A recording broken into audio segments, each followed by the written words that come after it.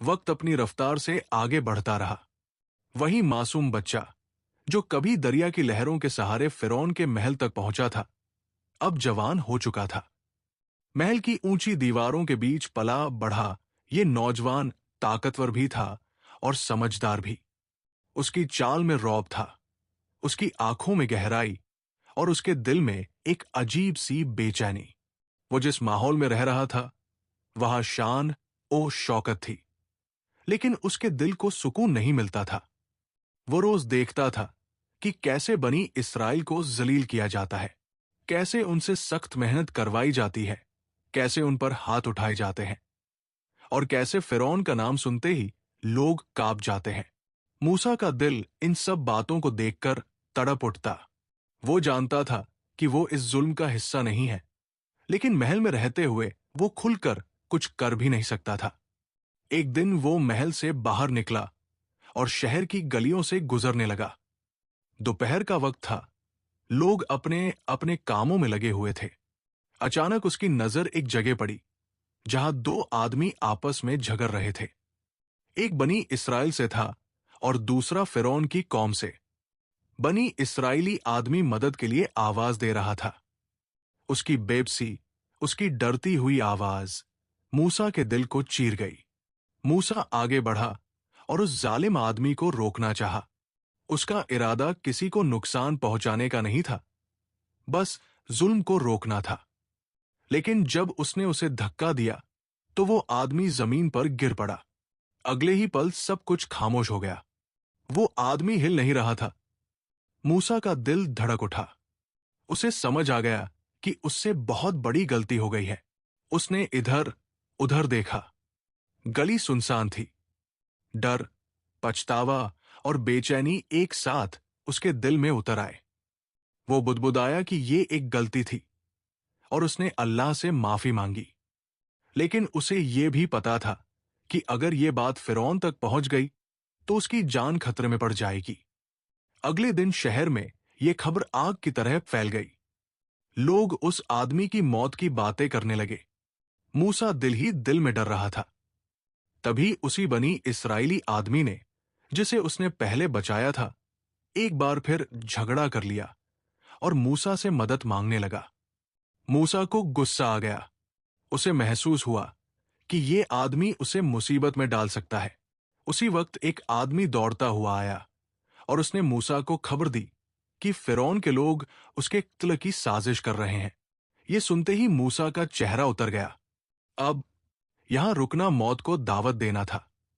बिना वक्त गवाए वो मिस्र को छोड़कर निकल पड़ा। वो अकेला था, न कोई साथी, न कोई रास्ता बताने वाला। सामने फैला हुआ रेगिस्तान, तपती हुई रेत और दिल में अनजाना डर। लेकिन इसी डर के बीच उसके दिल में एक उम्मीद भी थी। उसे यकीन था कि जिसने उसे दरिया से महल तक पहुंचाया, वही अब इस वीराने में भी उसका सहारा बनेगा। दिन रात सफर करते हुए वो मदियन की तरफ बढ़ता गया। भूख और प्यास से उसका हाल बुरा हो चुका था। कई बार उसके कदम लड़खड़ाए, लेकिन उसने हार नहीं मानी। आखिरकार वो मदियन के करीब पहुंचा। वहां एक कुएं के पास उसने देखा कि कुछ चरवाहे अपने जानवरों को पानी पिला रहे हैं और थोड़ी दूरी पर दो औरतें अपने जानवरों को रोके खड़ी हैं। मूसा ने उनसे पूछा कि वे पीछे क्यों खड़ी हैं। उन्होंने बताया कि वे तब तक इंतजार करती हैं जब तक सब चरवाहे चले न जाएं, क्योंकि वे भीड़ में नहीं जा सकती। ये सुनकर मूसा को उन पर रहम आया। उसने अपनी आखिरी ताकत जुटाई और उनके जानवरों को पानी पिला दिया। पानी पिलाने के बाद वो साए में बैठ गया। थकान ने उसके जिस्म को तोड़ दिया था और उसके होंठों से एक दुआ निकली। उसे नहीं पता था कि यही छोटा सा अमल उसकी जिंदगी का नया दरवाजा खोलने वाला है। थोड़ी देर बाद उन्हीं औरतों में से एक शर्म और हया के साथ चलती हुई आई। उसने बताया कि उसके वालिद उन्हें बुला रहे हैं ताकि मूसा का शुक्रिया अदा कर सकें। मूसा उनके साथ चला, बिना जाने कि आगे उसकी किस्मत में क्या लिखा है। मूसा जब उस बुजुर्ग के घर पहुंचे तो वहां सादगी थी, लेकिन अजीब सा सुकून भी। न कोई महल, न पहरेदार, न डर का साया। उस घर में इज्जत थी, तहजीब थी और अल्लाह पर भरोसा था। बुजुर्ग ने बड़े प्यार से मूसा की पूरी कहानी सुनी। मिस्र का जुल्म, अचानक हुआ कत्ल और जान बचाकर किया गया ये लंबा सफर। हर बात सुनकर उन्होंने मूसा को तसल्ली दी और कहा कि अब वो यहां महफूज है। किसी जालिम का हाथ यहां तक नहीं पहुंच सकता। उनकी बेटियां भी ये सब सुन रही थी। उनके दिल में मूसा के लिए इज्जत और एहतराम पैदा हो गया। उन्होंने देखा था कि कैसे एक अजनबी होने के बावजूद मूसा ने बिना किसी लालच के उनकी मदद की थी। उसी सादगी और नेक नियत ने उनके दिलों पर असर किया था। कुछ समय बाद उस बुजुर्ग ने मूसा से कहा कि अगर वो चाहें तो कुछ साल उनके यहां रहकर काम कर सकते हैं। बदले में उन्हें रोजी भी मिलेगी और पनाह भी। मूसा के लिए ये किसी नेमत से कम नहीं था। महल की ऐश ओ आराम भरी जिंदगी अब पीछे छूट चुकी थी, लेकिन यहां मेहनत थी, सुकून था और इज्जत थी। उन्होंने ये पेशकश कबूल कर ली। दिन बीतते गए। मूसा मदियन की जमीन पर रहकर चरवाही करने लगे। सुबह का उजाला, खुला मैदान और अल्लाह की बनाई हुई कुदरत, ये सब उनके दिल को धीरे धीरे सुकून देने लगा। महल की दीवारों में जो बेचैनी थी वो यहां आकर कम होने लगी, लेकिन फिर भी उनके दिल के किसी कोने में मिस्र की यादें जिंदा थी। जुल्म की तस्वीरें, मजलूमों की चीखें और फिरौन का घमंड। इन्हीं दिनों उस बुजुर्ग ने अपनी बेटियों में से एक का निकाह मूसा से करने का इरादा किया। यह रिश्ता किसी मजबूरी में नहीं, बल्कि नेक इरादों और भरोसे पर कायम हुआ। मूसा ने इसे अल्लाह की तरफ से एक और इनाम समझा। जो इंसान कल तक अकेला, डर के साए में भटक रहा था, आज उसे घर, परिवार और इज्जत मिल चुकी थी। साल गुजरते गए।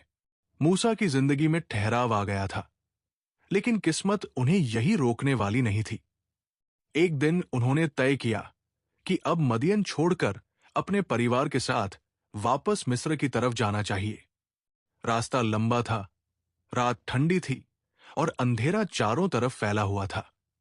उसी सफर के दौरान दूर पहाड़ की तरफ उन्हें आग की सी एक रोशनी दिखाई दी। उन्होंने अपने घरवालों से कहा कि वे यहीं रुकें।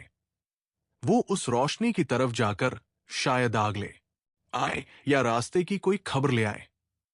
जब मूसा उस जगह के करीब पहुंचे तो माहौल बदल चुका था। सन्नाटा गहरा हो गया और दिल में एक अजीब सी घबराहट और सुकून एक साथ उतरने लगे। यहीं से मूसा की जिंदगी का सबसे बड़ा मोड़ आने वाला था।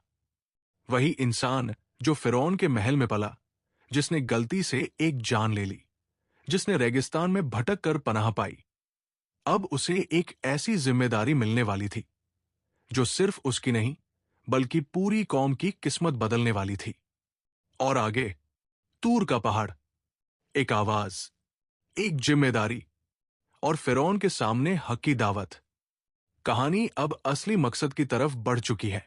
इसका अगला भाग देखने के लिए वीडियो को लाइक करें, चैनल को सब्सक्राइब करें।